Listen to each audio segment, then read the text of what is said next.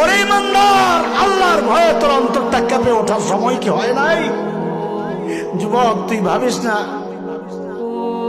আল্লাহ তোকে চুল দাড়ি পাকা পর্যন্ত সময় দিবেন? না রে বাপ, না।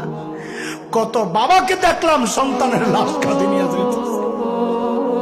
আরে কার কখন ডাক চলে আসে কে জানে? কে জানে এই মজলিসে এমন কেউ আছে যার মৃত্যুর পরোয়ানা করে, যার কাফনের কাপড় দোকানে সে বসে আছে এখানে।